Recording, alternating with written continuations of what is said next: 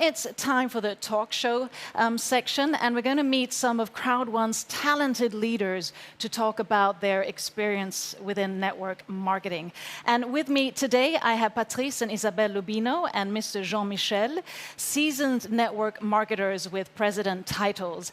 And as my three guests are French-spoken, I'm going to do my best, emphasizing on best, to make this short interview in French. So bear with me. Bienvenue. Merci. Bienvenue à Stockholm. Et merci. J'ai dans ma poche 1 millier de bisous de Guadeloupéens rien que pour toi. Oh, mais ça... Merci, merci, De merci. rien. Très gentil. Et j'ai entendu que vous étiez ici directement à l'aéroport. Oui. Et vous, Isabelle, vous Ben, perdu votre bagage. Pas de bagages, pas de tenue. Ben, il faut réagir, hein, on Mais est là. vous êtes très belle. Voilà, mais merci. Et merci pour... nous sommes heureux que vous êtes ici. Et je essayais de faire cette interview en français. Alors, parlez-nous brièvement de votre parcours et aussi votre parcours dans network marketing. Jean-Michel.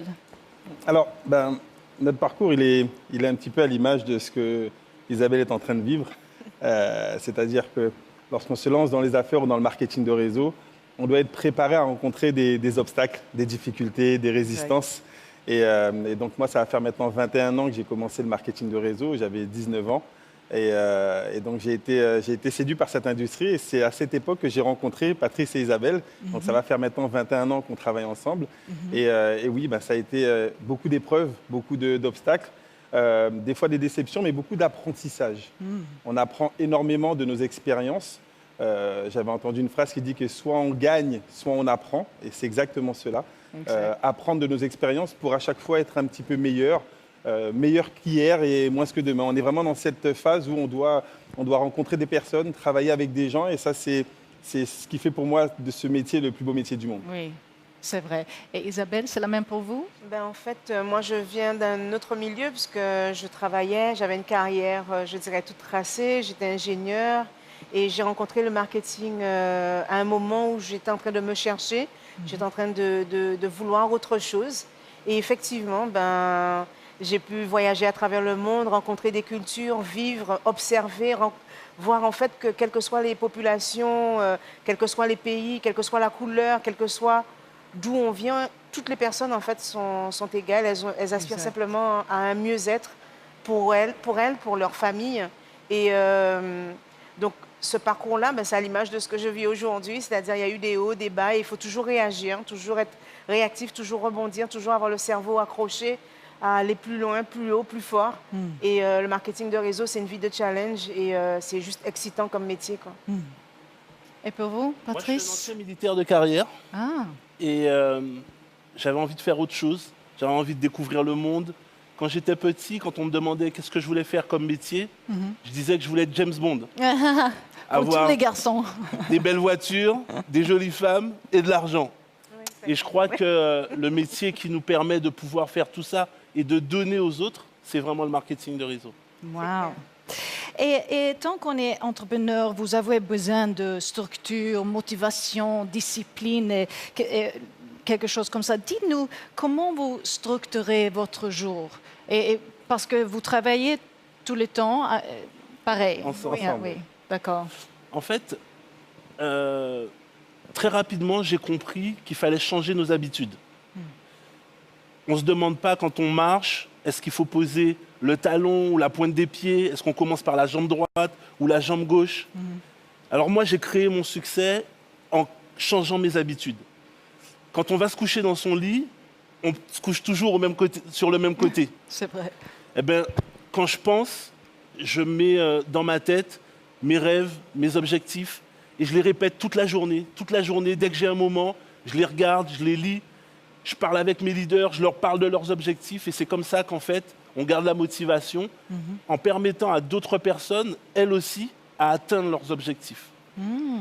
Merci. Et vous, Isabelle? Souvent, les personnes, quand elles travaillent avec nous, la première chose qui arrive, c'est mais comment tu fais? Moi, je suis une femme, j'ai des enfants, etc., etc. J'ai beaucoup de femmes autour de moi qui ont toujours cette problématique de savoir comment est-ce qu'elles vont organiser leur temps. Et je pense qu'en fait, cette petite voix qu'on a à l'intérieur de nous, que ce soit une femme, homme, peu importe d'où on vient, on passe tous des épreuves, peu importe comment elles s'appellent l'épreuve, enfant, difficulté, peu importe. Je pense qu'à cette petite voix qu'on a à l'intérieur de nous, ben, il faut arriver à la dompter. Et je pense que c'est la première discipline. C'est ce qu'on a à l'intérieur de soi, arriver à la faire taire, la mettre de côté et faire ce qu'on a à faire, point barre, peu importe d'où on vient. Et c'est ça, en fait, oui, c'est la première discipline, en fait, que j'ai. Parce que bon, je suis mariée, on travaille à 100% dans cette activité. C'est pas toujours évident d'être entre les Twin Towers, d'accord? De trouver sa place, d'accord? En plus, je suis une femme parmi des hommes, c'est pas toujours évident. Non. Et, mais il faut trouver sa place, il faut taire la voix qui dit ben, tu peux pas, tu arriveras pas, etc. Il faut trouver sa place à l'intérieur de soi, se fixer ses objectifs. Et quoi qu'il arrive, cette activité, elle est pas facile, mais elle est simple. Et à partir du moment où on structure cette chose-là dans la tête, on peut y passer 2 heures par jour, mais être à 100% dans les 2 heures. On n'a pas besoin nécessairement de passer 24 heures. D'accord? Et ça, les personnes, elles doivent pouvoir arriver à l'assimiler. Le premier travail, c'est sur soi. C'est la première discipline. C'est un important message, hein, très, Voilà. très important. Et Jean-Michel? Alors, si moi je dois donner la journée type, il faut comprendre qu'elle évolue au fil du développement du réseau. Lorsqu'on a démarré cette activité, notre journée type, c'était des présentations tous les jours. On doit d'abord nous donner l'exemple, donc faire des présentations, expliquer le concept pour aider les gens à se qualifier. Au fil des mois, quand on est monté en qualification, on doit apprendre à nos leaders à faire pareil. Donc notre journée type, c'était plus faire des questions-réponses, faire des conclusions, de parfaire un petit peu ce que nos partenaires faisaient directement. Aujourd'hui, avec l'évolution de nos réseaux, on doit apprendre à nos directeurs à faire ce que nous, on faisait. Donc la journée, en fait, elle évolue au fil du développement du réseau. On doit apprendre à faire après. Exact. Aider nos gens à devenir autonomes et dupliquer. Donc on ne peut pas dire qu'on a une journée type. Dans 6 mois, ça sera peut-être différent. On sera peut-être ambassadeur, on travaille pour. Donc on va aider nos partenaires présidents à qualifier des directeurs. Et donc on doit faire évoluer notre business. Notre business, il vit tous les jours. Oui.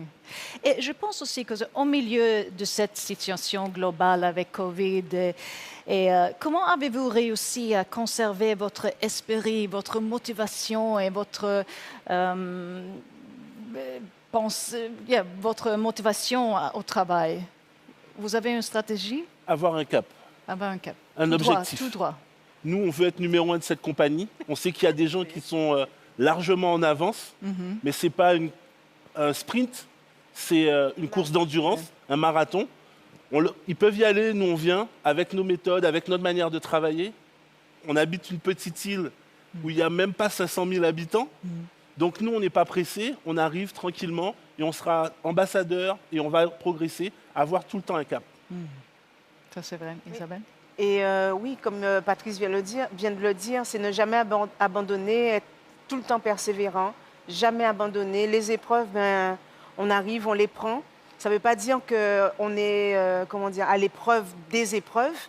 D'accord? On est comme tout le monde, on n'est pas plus différent que les autres. La seule chose, c'est que dans notre état d'esprit, c'est un genou à terre, jamais deux. Et quoi qu'il arrive, c'est on y va, on y va, on y va. Ce matin, on a eu pas mal de résistance. Il y a quelqu'un qui nous a dit qu'on ne prendra pas l'avion, parce qu'on était notre avion des Antilles. On a fait 12 heures de vol. Quand on est arrivé à Roissy, c'était fermé. On nous a dit on ne passe pas. Il n'était pas question de ne pas passer. Donc, on est passé. On nous a ouvert la route, on a couru, etc. Parce qu'il n'était pas question que notre pays, que notre île, que nous, on vient près des Amériques. Il n'y a personne, la francophonie est encore peu connue dans Quadrouane. Eh bien, nous, on fait le chemin. Et c'est, voilà, on fonce. Un point, c'est tout. Et Alors, Jean-Michel? Quand on parle de situation actuelle, pour nous, le Covid a explosé notre business. Ça, c'est vrai. Hein? Donc, nous, ça a été un développement énorme, un booster, parce qu'on a été conditionné à réagir.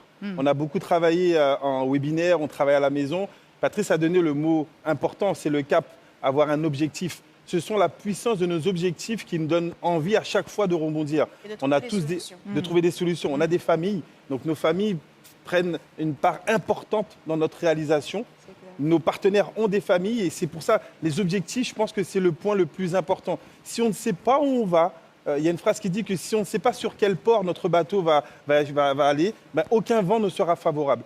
Donc si on a un objectif précis, là on va pouvoir utiliser tous les éléments pour nous permettre de nous réaliser. Donc cette période-là, pour nous, elle était exceptionnelle. Et la dernière question, dis-moi, la qualité le plus importante à avoir en tant que leader et entrepreneur, dis-moi, c'est quoi? Pour moi, c'est la vision. Vision. J'entends souvent parler de vivre le moment présent. Mais pour moi, le présent, c'est déjà le passé. Je suis toujours en train de programmer dans ma tête le futur. Comment ça doit être. Je ne laisse pas la place à l'imprévu. Je l'imagine, je le pense détail par détail, comment je veux que ça soit. Et ça peut être que comme ça ne peut pas être autrement. Visualiser.